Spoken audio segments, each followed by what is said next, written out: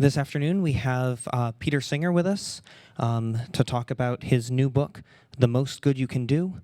This is a book about effective altruism, which is the idea that you should use your time and money to try and have as much of a positive impact on the world as you can. Peter Singer has been interested in this sort of thing since at least the early 70s when he wrote Famine, Affluence, and Morality, which is a pretty well-known paper. It's been very influential. It's influenced a lot of people, including me. Its basic idea is if you came across someone in front of you who very much needed help, you would help them. There are lots of people who need help elsewhere. Why don't we help them? Perhaps we should. And expanding this into effective altruism has happened sort of over decades with a bunch of ideas from elsewhere as well, which Peter will get into. He's currently a professor of bioethics at Princeton, and also he's at the University of Melbourne, and now he's here. So please welcome Peter Singer.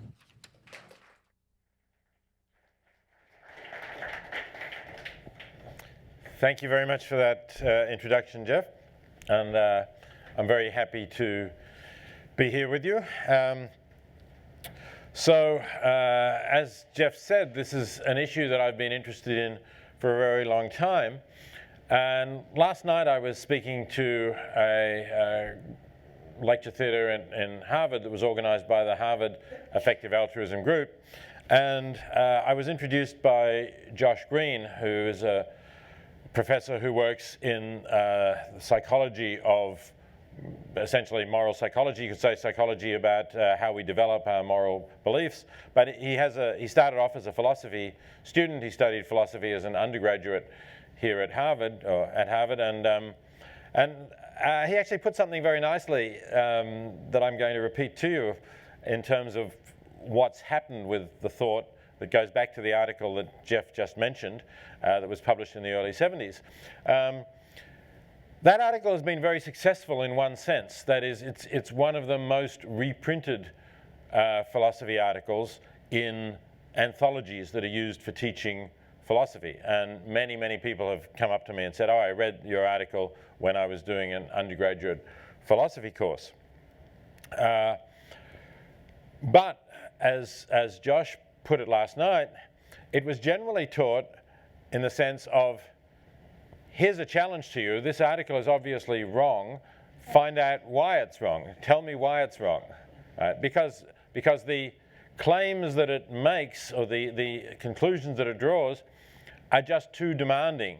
It has to be wrong, right? Because essentially the idea is you would rescue, here's this child drowning in the pond. You can easily rescue this child. No great risk to you. It's just a shallow pond. But you're wearing some really expensive clothing that's going to get ruined.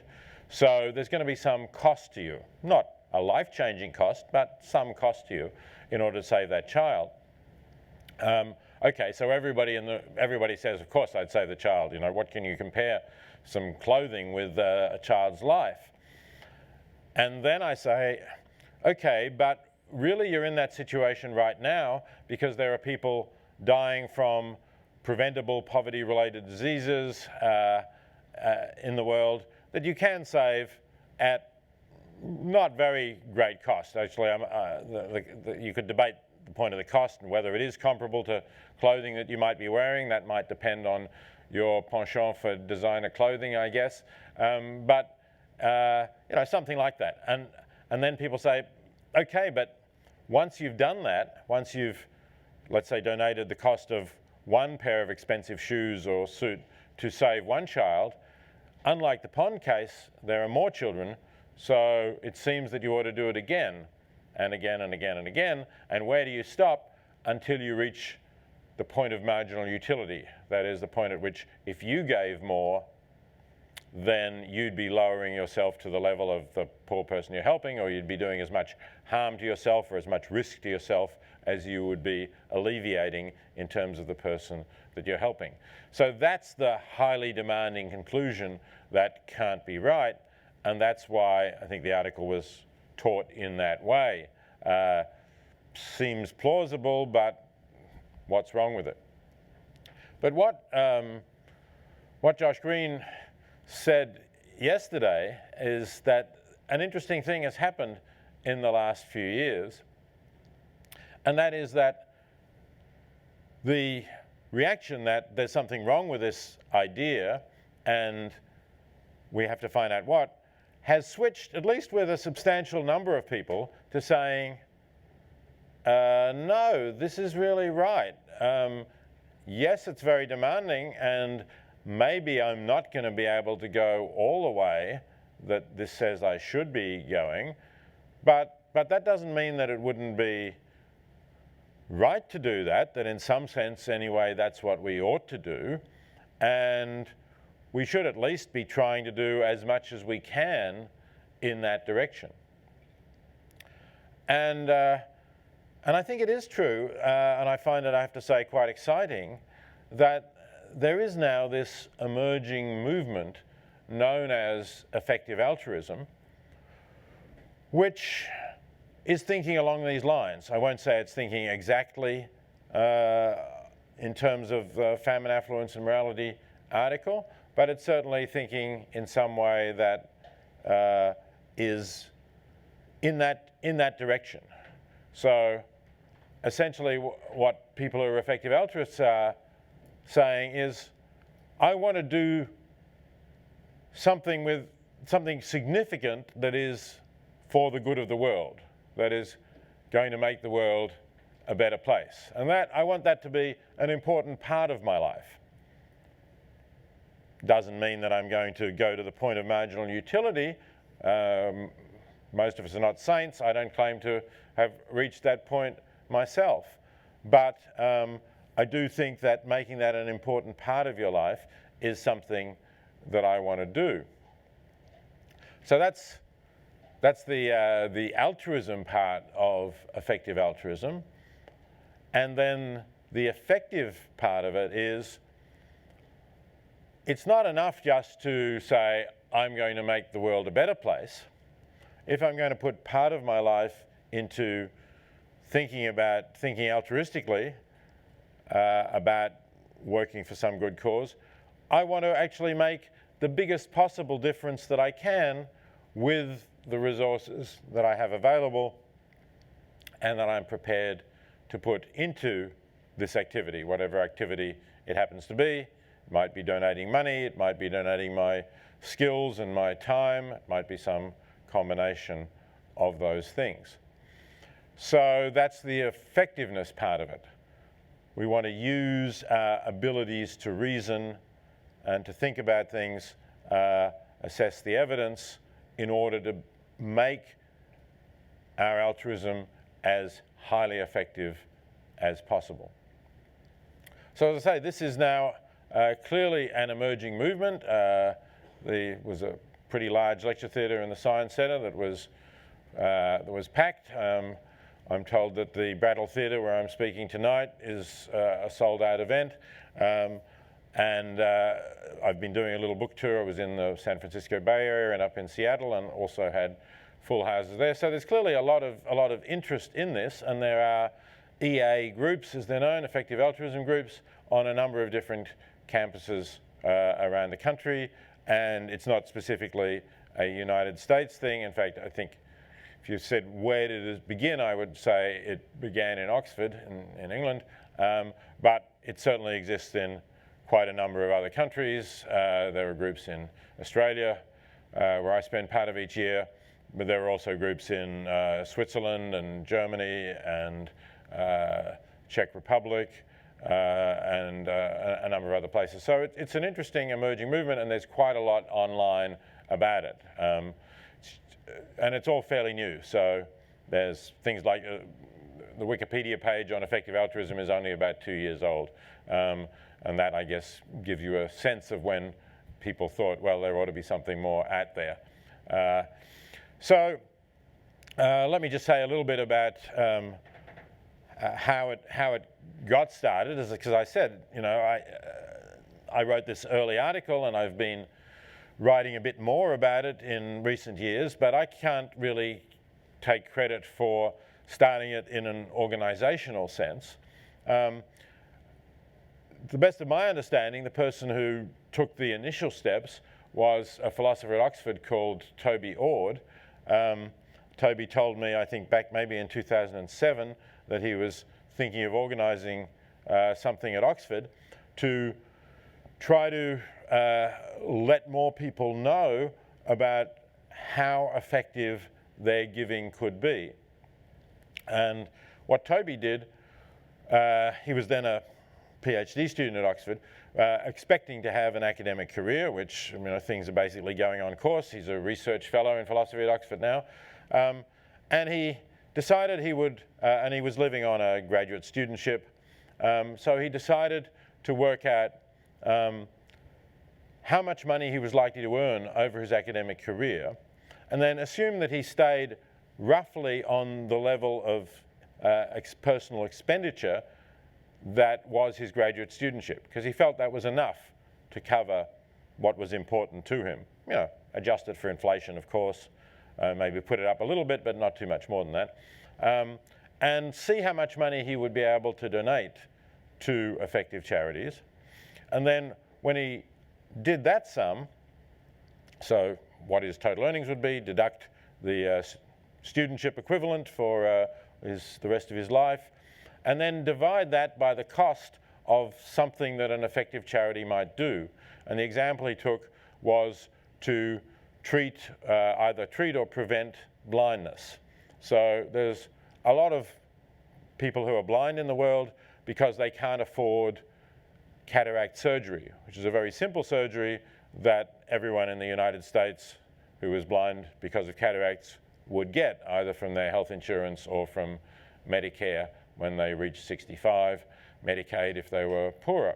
But in developing countries, there are millions of people who are blind because of cataracts. There are also millions more people who have become blind because of a condition called trachoma, caused by a microorganism that gets into your eye when you're quite young and gradually develops and causes blindness, and can again be very inexpensively treated.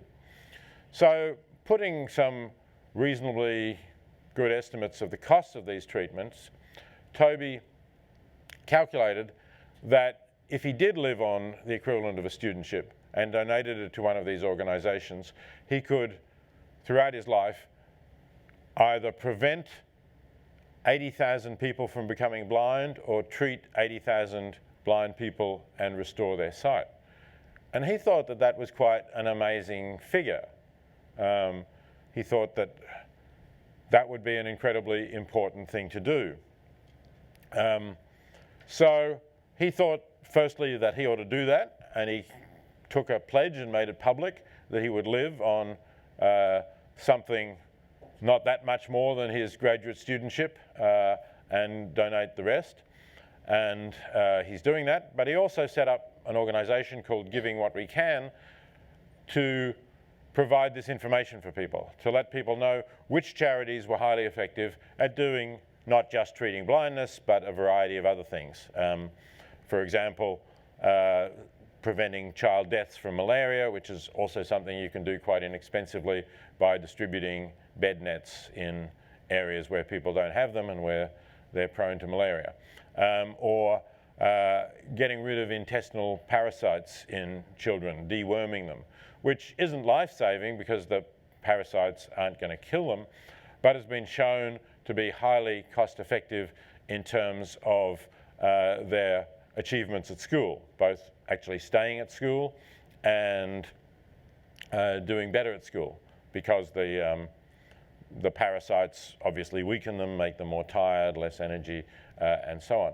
And again, it's an extremely inexpensive treatment. It's about 50 cents a year to get rid of intestinal worms in children. So, publicizing those sorts of things. And I think that was probably the first real effective altruism organization. There's also another thing that happened around that time, around 2007, that was very important for the movement. And that was an organization that was set up to rigorously assess charities for whether they really were effective in what they were doing. This was set up by two hedge fund analysts, Holden Karnofsky and Ellie Hassenfeld, who had made quite a lot of money when they were still in their 20s, and together with some of their colleagues, decided to give a portion of it away.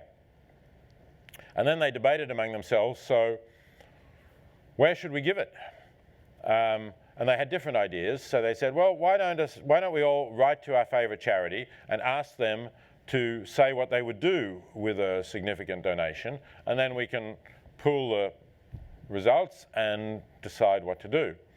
So they all wrote to their favourite charities, but instead of getting back some real data about what the charity would do with a donation, and of course these are people who are used to analysing lots of data for their hedge fund, they got back brochures with nice photos of smiling children and a few words about how much good your donation could do, but no hard information at all.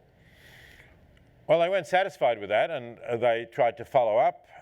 They called some of the charities and said, look, we're really serious about giving you quite substantial amounts of money, but we do want to know in more detail what you would do with it, how you decide to fund this program rather than that program, what evidence you have that the program is actually getting the results that you want it to have.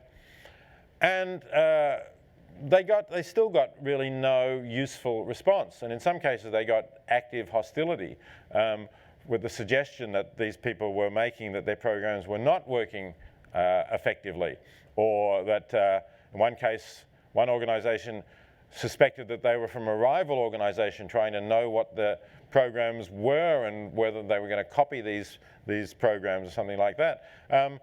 So Holden and Ellie decided that there was a vacuum here that they needed to fill, and their colleagues agreed to support them for a while in setting up GiveWell, and actually to do some real research on which organisations were effective and to try to get this information from those organisations.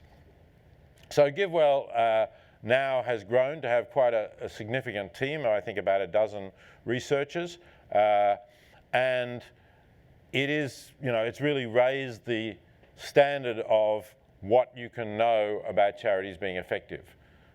Before GiveWell, if some of you in the field might know, there were things like an organisation called Charity Navigator and another one called GuideStar. But really what they were doing was getting the form that the charity sends to IRS, which shows, or states, I should say, probably rather than claims to state, the proportion of expenses that go on administration, fundraising, and programs. But firstly, that's quite a rubbery figure. Any creative accountant can reduce your administrative amount and increase your programs quite significantly. Secondly, it doesn't really tell you very much about how effective the charity is, because it doesn't tell you anything about how effective the programs are. And you could spend 90% of your revenue on programs and still be much less effective than another charity that spends 80 or 70 or even 60% of its revenue on programs, if its programs are more effective. And given that it has presumably more staff to select those programs and to supervise them, it's quite likely that they would be much more effective. So you might do much better to donate to the program, to the charity that has higher administrative costs. So really we didn't know very much until GiveWell came along.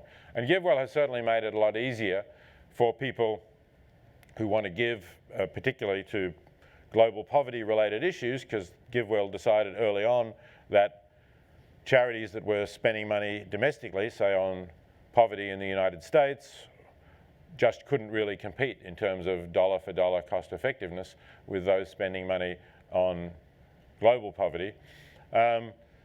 So if you want to find out which are the most effective charities there, or let's say if you want to find out which are the ones that have most clearly demonstrated their effectiveness, then GiveWell is the place to go. And I put it that way because the charities that they don't recommend might be highly effective too, or some of them might be highly effective, but simply have not been able to produce the kind of evidence GiveWell wants. And sometimes that's not because they aren't doing good work, but because they're more diverse and more broad. The charities that GiveWell recommends tend to be very focused on one type of intervention. So for instance, bed nets against malaria, deworming kids. There's one called Give Directly that hands out cash grants to very poor people. When you do those things, you can evaluate very rigorously. You can actually do a randomized study in which you get baseline measurements for a lot of villages, let's say, or a lot of schools, and then you do the interventions in a randomly selected portion of them, and you go back and you measure what difference you're making.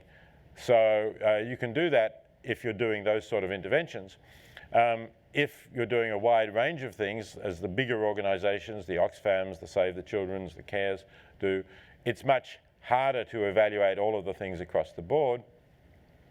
Plus, if you're doing things like advocacy work, you're an advocate for the poor, let's say, trying to prevent mining industries from going into areas where they're going to damage the environment and perhaps pollute rivers that villagers need for their water or their fishing. It's very hard to get any kind of rigorous evaluation of that because they're all one-off situations. You can't do a random study of a large number of mining companies, half of which you tried to intervene on behalf of the poor and half of which you didn't. So I'm not saying that these other organisations are not doing good work. I'm just saying that it's not been possible for them to demonstrate what they're doing as well. Now,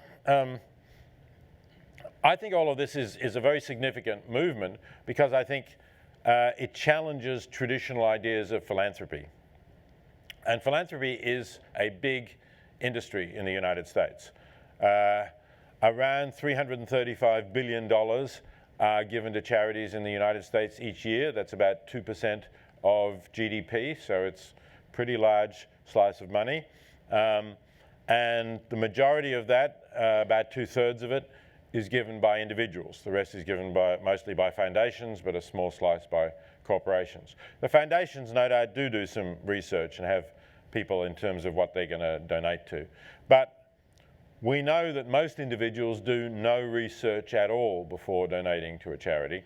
And the minority that do some research, it's mostly very cursory, and it's often things like what I mentioned, looking at the amount that goes to administration rather than to programs, so not very useful research.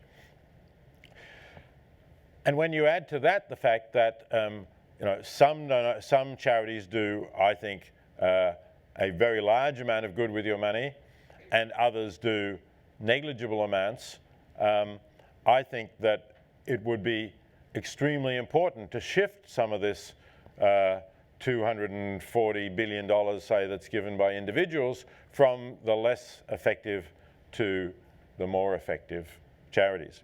And that may often mean shifting the area in which it's given. In fact, of the total $335 billion that's given to charity in the United States, there's only a very small percentage. It's not even really, there's not even very good statistics to say what it is, but it's perhaps, if it's something like 5%, that was probably on the high side in terms of what actually goes to global poverty out of that amount. So if, say, GiveWell thinks that that's clearly more cost effective than charities, even charities that are concerned to help the poor in the United States, then there's a big impact you could have. And then when you add to the fact that, in fact, the largest recipients of charity in the United States are religious institutions, followed by educational institutions, and then a lot goes to art and cultural institutions, I think there's clearly a lot that could be moved to better causes. Now, some of it may not really be movable. I mean, perhaps people who give to their religious institutions will keep doing that and will be hard to persuade that they ought to get evidence about the good that this does. And if what you're doing is giving to have a better church built and you believe that that is going to save more souls, then it's certainly difficult to produce evidence about how much good that does. But I've been trying, and I use in the book, trying to show that there are very good grounds for thinking that you're going to do more good if you give to the sorts of things I was talking about, helping people who are blind to see, helping children to survive, than if you give to, for example, art galleries or museums, or take an example that was in the news just a week or so ago, if, like David Geffen, you give $100 million to the restoration of what has up to now been Avery Fisher Concert Hall at the Lincoln Center in New York, but is about to become David Geffen Concert Hall. You know, this may seem fairly obvious, that it's better to give to the poor than to give for the renovation of a concert hall in Manhattan, but the philanthropy industry, in fact, resists the idea that you can even make such comparisons, or that we should try to persuade people to go in one direction rather than the other. In fact, Rockefeller Philanthropy Advisors, one of the biggest philanthropy advisors in the country, if you go and look on their website, you can find a brochure called Finding Your Focus in Philanthropy, and you can read in that the idea that to the sort of question I'm asking, what's the cause you should give to, there is, they say, obviously, that's quotes, no objective answer. Well, you know, there are certainly some questions where it's very difficult to say, is it better to give to prevent climate change, or is it better to give to the poor now? Is it better to give to prevent, to still further reduce what are small risks of human extinction from bioterrorism or collision with an asteroid, or possibly, some people think, the singularity takeover by artificially intelligent machines that are hostile to human beings? How do you compare that with giving to help the global poor now? So, you know, there are some genuinely really difficult questions on which you might hesitate to say that there is an objective answer. But I think if you compare, you know, if you say, is there an objective answer to the question, could David Geffen have done something better with $100 million than give it towards the renovation of a concert hall? I think the answer is clearly yes. And so that's part of the message that effective altruists are trying to get at. They're trying to say, we ought to be thinking harder about philanthropy, and we ought to be trying to persuade people to move away from some sectors towards others. And even if this means people are going to think that we're Philistines, well, so be it, right? There are just more urgent things to do in the world at the moment. When we deal with those more urgent things, sure, let's go back to supporting the arts financially and a million other things. But the world in which we live, with more than 6 million children dying each year, children under 5, from poverty-related causes, and as I said, millions of people blind whose blindness could be cured, that's not a world in which we want to go on supporting these things. I want to make sure that you have time to ask for some questions. So I'll just say one more thing very briefly and then I'll stop. And you might ask, well, why are people doing this? Are we supposed to believe that they are, you know, just purely altruistic? And some people are skeptical about altruism. The effective altruism movement is, despite its name, not really very concerned about people's motives. That is, in particular, it's not really concerned to focus on the idea of people making sacrifices for others. That's the view of altruism, right? That if you're not making a sacrifice, if you're not somehow making yourself worse off, then you're not an altruist, or maybe you're not even a morally virtuous person. I don't think the effective altruism movement is really very interested in that. They're interested more in the outcomes, in getting more good done in the world. And certainly I think most other effective altruists, are actually very happy if people find that a rewarding and fulfilling thing to do. And there is a lot of psychological evidence that people do find it rewarding and fulfilling. That people who are generous, if you do surveys in which you ask people whether they've given to charity in the past month, and then you also ask them questions about how happy are they, what sort of mood are they in, are they satisfied with their life, the answers do correlate. But of course, correlation is not causation, but it does seem that generous people tend to be happier. Maybe they give generously because they're happy, but there is some other evidence that may suggest causation. There's evidence of neuroimaging studies where people are having their brains scanned in real time, and they're given a kind of a kitty, some money, and they're asked questions about what they would like to do with it, and they're given charitable options as well as more selfish kind of spend it on yourself sort of options. When people make the charitable choice, the reward areas of their brain, as they're known, those that light up when you have delicious food or great sex, light up as well. So there is some evidence that the causation goes in that direction.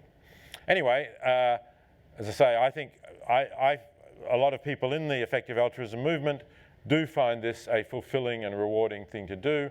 And it's possible that one reason why it's developed at this point is that there are a lot of people who feel that they are not worried about their economic security, but they do lack a sense of fulfillment in their life. And this gives them something that can enhance that sense.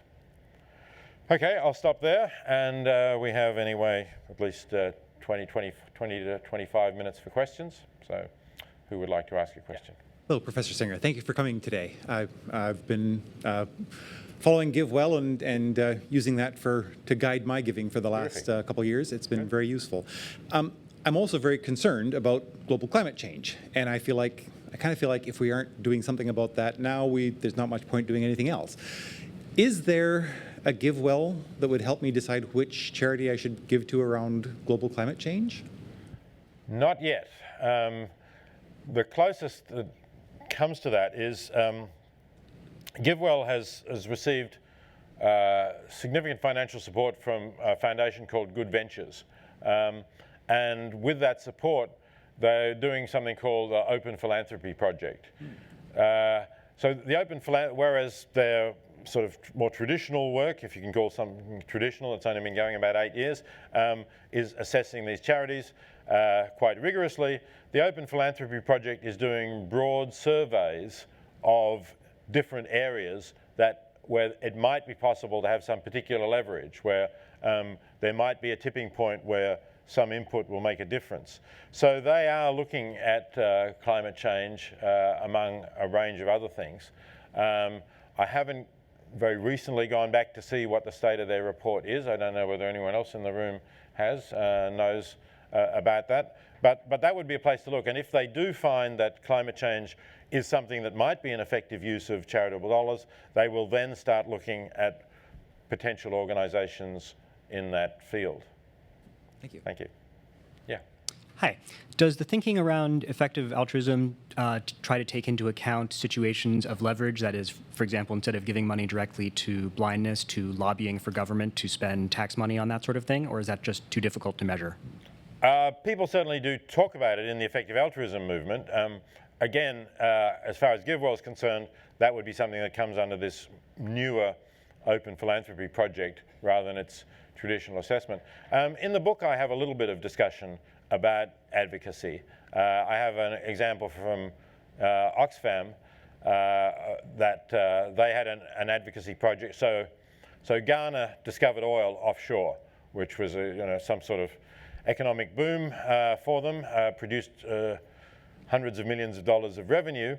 And the question was, what would happen to that revenue? And we've already seen in other African countries like Angola that essentially it's gone to the elite. It's been corruptly siphoned off. Now, Ghana is a more hopeful country in that it's more democratic, got a more functioning civil society, unlike Angola.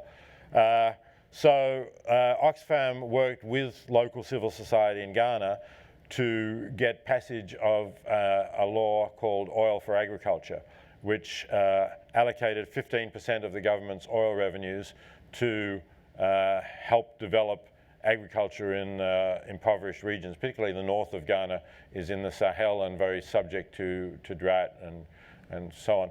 So for an expenditure of a couple of $100,000, they will now have, I think 15% of their oil revenues is over $100 million going each year, hopefully effectively, though we don't quite know that really, to help oil for agriculture. So that was, that's like sort of winning the lottery almost. Of course, you could do advocacy on dozens of programs without it paying off like that. So it is pretty speculative, but at least some of these programs do seem to pay off well. Bigger things like trying to change US government legislation. Oxfam has also, with many other organizations, tried to get the Farm Bill changed so that we don't subsidize US agricultural producers that then undercut developing country agricultural producers trying to sell into the same global market. As you would know, that's been unsuccessful so far. Thanks. Hi, thank you for coming. I don't know if you're up for evaluating specific charities. Historically, I think a number of my other coworkers have given to Doctors Without Borders. I was wondering if you would consider them effective. So again, this is difficult for me to comment. I think they're, like some of the other larger ones I mentioned, Oxfam and Save the Children, GiveWell finds them difficult to really evaluate because they do a number of different things. And so I think if you look, you can certainly look at what GiveWell says about Doctors Without Borders, and you'll see why they're not one of GiveWell's top-ranked charities. And I think you should then look at that and then decide for yourself whether this is something that really counts against them being effective or merely demonstrates the difficulty of proving their effectiveness by GiveWell standards. So I think that's about all I can say. Thank you. Yeah. Hi. So your analogy of the drowning child scenario reminds me of something that I've seen a lot now on social media with these kind of like pop-up GoFundMe campaigns where somebody says, I just have X disease and I'm losing my house, and it elicits that sort of like drowning child reaction, and usually there are photos and maybe it's a friend of a friend, somebody you sort of know.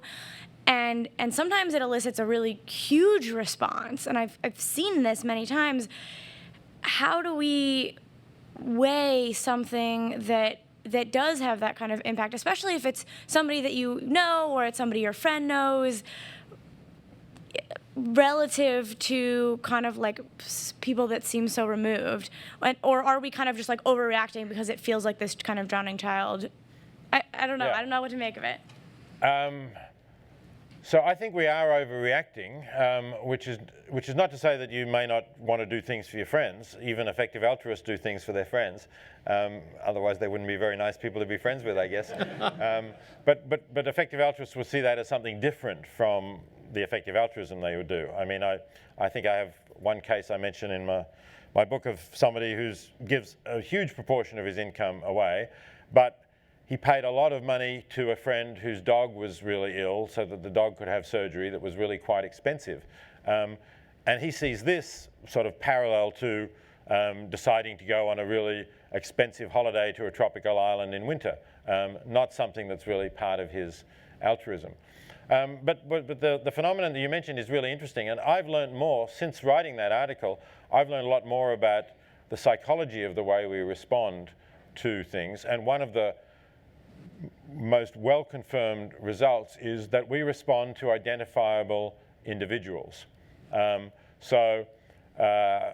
Slovics, a psychologist in Oregon, did a study where he got students to come in for an experiment, didn't tell them what the experiment was, said they'd be paid $15, gave them a clipboard with some questions which they then answered, assuming that was the experiment.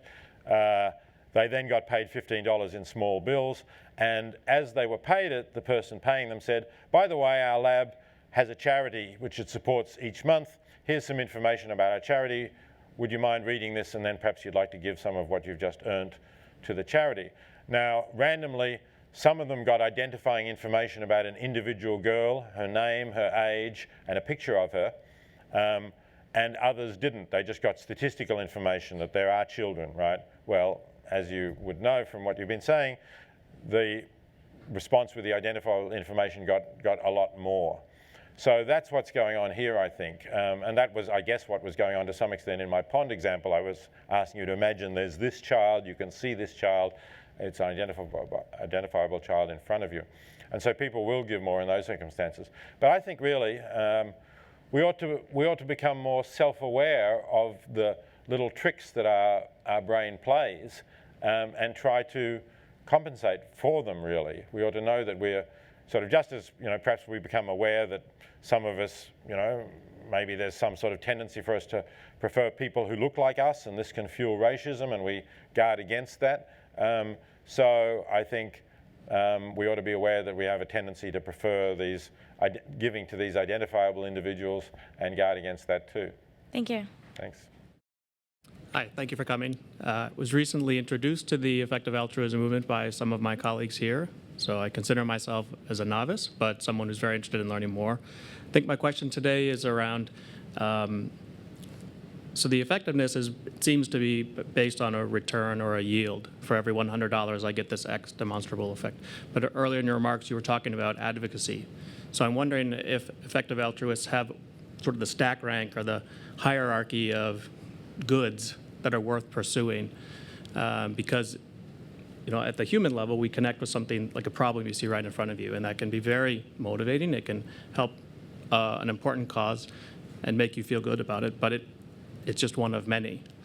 So particularly things like advocacy or like human rights is a hard thing to measure. Mm-hmm. When someone is working to create rights for disenfranchised classes, whether you give to one political organization or another, it's sort of hard which one is doing the most good. But so maybe you can help me broaden the question a little bit, but speak to how do you sort or stack rank? So I think effective altruists thank you. Mostly are concerned about well-being, really. So they're concerned about reducing suffering, improving welfare, happiness, and again, but not all of them, but I think most of them would try to convert other things into that. So if you talk about human rights as an example, they would say, well, I think human rights are important, but human rights are important because really in a society that respects human rights, there will be fewer abuses, therefore less suffering, and there will be higher welfare. So I would say most of them do have some idea that you can somehow, if you could somehow cash out how much you're improving welfare by advocating for human rights, then you would have a metric whereby you could tell whether advocating for human rights compares favorably or unfavorably with providing basic health care, for example. And in the absence of that sort of way of that information, of knowing how that cashes out, it's very difficult to compare. And there may be some people who would actually think that human rights are intrinsically valuable even if they don't lead to higher welfare. That's a possibility too. But that seems to me to be not the mainstream of the movement. Okay, thank you. Okay, thanks. Yeah. Hi, I have two questions on very different ends of the spectrum of how to choose how much to give. And one is sort of is there thought among the effective altruism movement about what's enough and about when, to stop? And then on the other side, I think tying into some of the conversation about human connection and human psychology, I wonder if one of the reasons why people prefer local charities is that it's easier to convince themselves to give more or to give more wholeheartedly or more expand that pie of what do they consider for charity when it's something that they can see and connect with, and if that doesn't provide some value as well. But at the same time, there's also that scaling factor of how effective they are. So that's two questions sort of on very different ends of the spectrum. Okay, so sorry, I was just, while listening to the second one, the first one went out of my head. What's enough? Yeah, what's and enough? How do you decide what's enough? Good. So that's really the question that, as I said, I began with, in that my original 1970s article seemed to suggest that you never got to enough until you got to the point of marginal utility. And there's a sense in which that is the only place you can draw the line, and anything else is going to be unsatisfactory if you're really trying to draw a moral line, right? But what I now say, and I think what a number of other people in the movement would say, is you can't, although that is the ideal moral limit, you shouldn't think of it as somehow, if you don't reach that limit, then you're a failure, then you're acting wrongly, then you're an unethical person. We standardly think of morality in terms of if you don't do what's right, then you're doing what's wrong. And it's just, it's the either-or dichotomy there. And that works for things, traditional morality is where you have these simple rules. Don't murder, don't lie, don't cheat, don't commit adultery. Those things you can either do or not do. But once you take into account positive obligations to assist, I think it's better to think of morality there as on a spectrum. So you would, instead of saying you've either reached that point or you haven't, you've said, well, I'm here on the spectrum. It would be better, perhaps, morally if I was further over there. But, I do have these other interests. I do have friends that I care about, my own interests, those of my family, and so on. And even if morality would tell me I should do more, this is as far as I'm going. And you don't have to feel really terrible about that because, firstly, as I say, it's not a black or white matter. Secondly, if you look at how you compare with pretty much everybody else in society, if you're in the effective altruism movement at all, you're doing something that's likely to be more substantial than 99 point something of the population are doing. So you needn't feel too bad about that, right? And now I've forgotten the second question now that I've answered the first. The question is, does perhaps local giving and that direct connection because of human psychology make people give more, or that? Yeah, do they give more? Well, maybe. This is what how some people push back when I talk about global poverty. They say, look, you're going to put off givers. People give because of their emotions, their passions, and perhaps sometimes also their personal connections. And if you tell them that they have to give in this more objective sort of way, they'll give less. And that's quite possible. I can't say that that's untrue. What I would say is that sometimes even if they're giving less because it will do multiple times as good, it might still be better. The other thing I'd say is I don't really think, although I'm excited by the emergence of this effective altruism movement, I don't think it's really ever going to completely dominate philanthropy. I think there's always going to be quite a lot of people who will give an emotional basis and will give locally. So I don't think these other charities are going to disappear. I think they're still going to get plenty of funding, whether we like it or not. Yep. Okay, so I wrote down part of this because it was a lot of thoughts.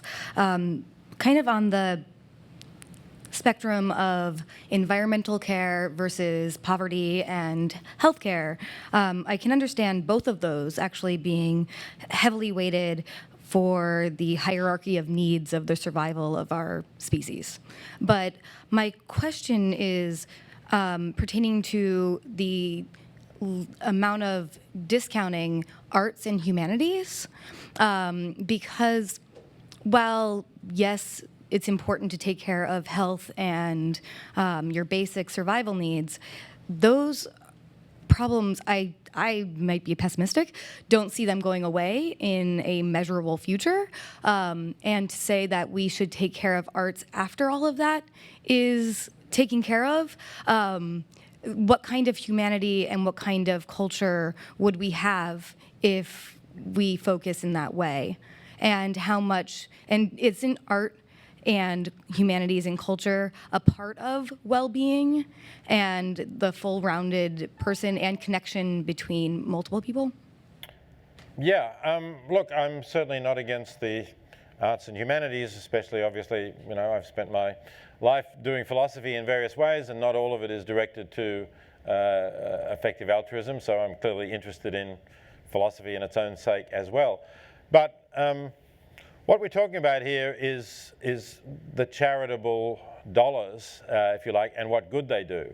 I think arts and humanities would not disappear if we stopped donating charitable dollars to them. I think that there is a desire for artistic expression in people. That is something you see in a huge range of cultures where there's no commercial value in it at all, right? Indigenous Australians did rock art, which they certainly couldn't sell. They did drawings in the sand, which were quite ephemeral. People in concentration camps tried to create art if they possibly could. So I think there is a human desire to create art, and you don't really need to give to support it financially. I guess what you do need to do, given that there's a huge heritage of art, you need to preserve it. I'm not suggesting that, no money should go to the Metropolitan Museum of Art or your Boston equivalent, and therefore the building should fall into disrepair and eventually all the paintings there should get ruined. I certainly think that we ought to maintain the heritage for future generations. But in terms of saying, do we need to build a new wing, or take an example I used in an earlier book, was it really important that the Metropolitan Museum of Art acquired a small Madonna by Duccio, the Sienese painter, for $45 million? Would it have really mattered if that painting had gone to some other art museum, or perhaps even to a private collector? I think it wouldn't have mattered as much as what $45 million could have done. I think that I'm thinking more of community-based art that's happening in real time. I'm thinking of things that bring together communities and liven up environments to help connect humans now than preservation of antiquities. Well, that's fairly low cost, I would have thought, right? And No, I help throw some events in Boston, and it's quite expensive, actually. there may be expensive ways of doing it, but I mean, as I said, I think communities will create art without a lot of funding. And I think that would be as true in Boston as it would be in Outback Australia, really. Well, actually, funny you should say that. There's actually an organization I'm involved with called Figment, and we both have events in New York, Boston, around the United States, and Geelong, Australia. And they're all community-supported free events that require fundraising. And as far as the value for your dollar goes, all of the money that goes into those foundations goes directly to the permits and all of those things to make these festivals possible, and those then bring together communities and cross socioeconomic boundaries. Okay, well, you clearly are more involved in this particular area than I am, and I won't argue with you. I would still think that if it comes to a choice, I would rather make it possible for people to see than make communities come together over art, and I would hope that you could find other ways of encouraging people to have that artistic activity. Thank you. Thank you. Over this side. Thank you once again for your wonderful remarks. You are a philosopher. Most philosophers are not effective altruists, as far as I can tell. You presumably talk to a lot of your philosophical coworkers from time to time. And philosophers do love arguments, I'm told. What sort of arguments have you heard from your colleagues against effective altruism? So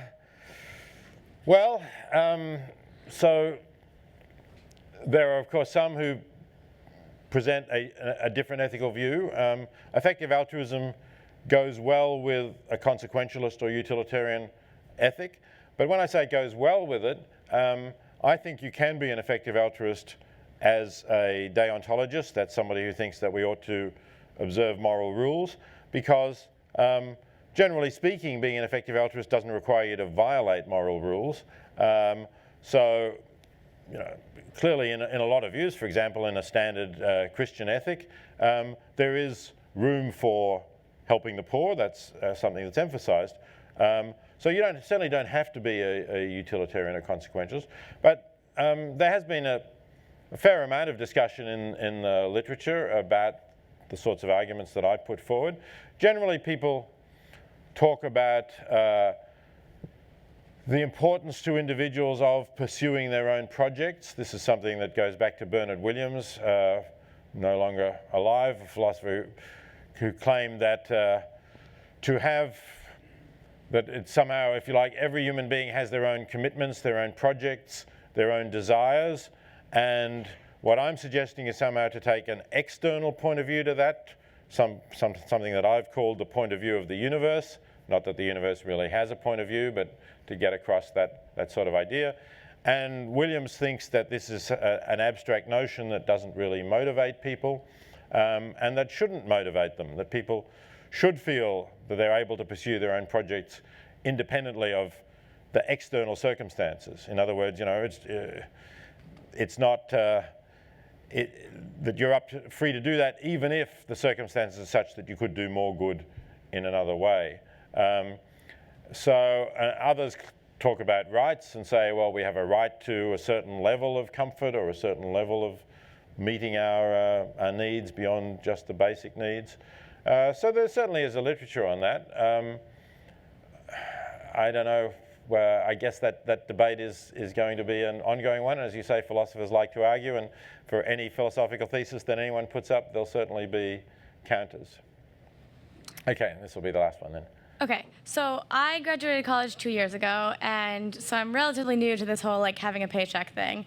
And like the first thing that you learn about when you like get your paycheck is like, here's your 401k, and you should start saving for retirement, which like feels ridiculous at the moment, but like, then you see all these numbers about, well, if I save this much now, then when I'm 65, and you don't know what will happen, and maybe I'll have medical costs. So how do you weigh, especially kind of speaking towards a younger crowd, how do you weigh kind of like preparing for potential risk in the future and being kind of like a safe, like prepared, saving for retirement versus being an altruistic person, particularly in like the earlier phases of life?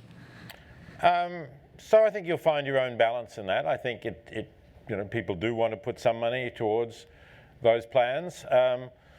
As far as medical costs are concerned, I think in the United States, as long as you're working, you're going to have good insurance cover. When you get to be 65, you're going to have access to Medicare, which is vastly better than most people will have.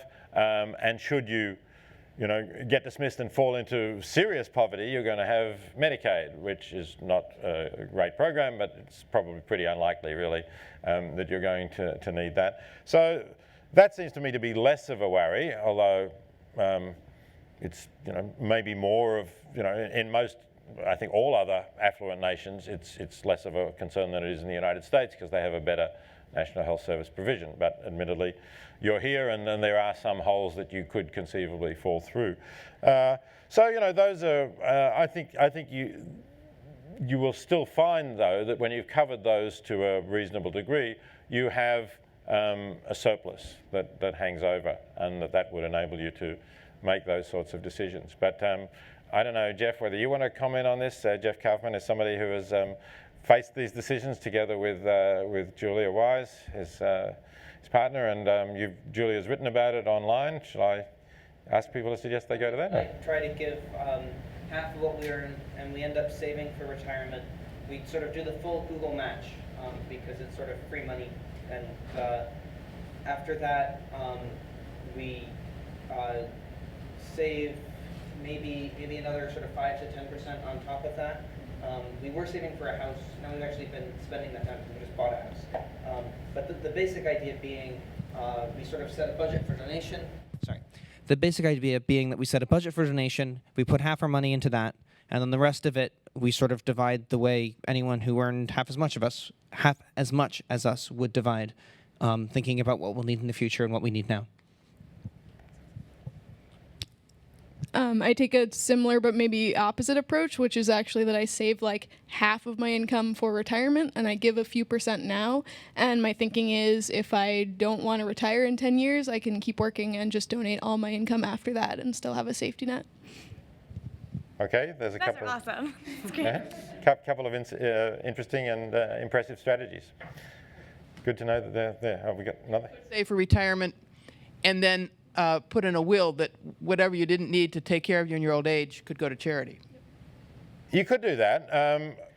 I think, well, for one thing, I think it's actually a fulfilling thing to do, to give while you're alive, and you can, see where it's going and know what you're doing. And I think, in some ways, that's better. Also, you do need to be careful because things change. For example, in giving, the GiveWell changes its list of most effective charities each year. It revises it, and there's changes. So, if you make a will at some time and don't revise it frequently, it can become out of date in terms of where it's going.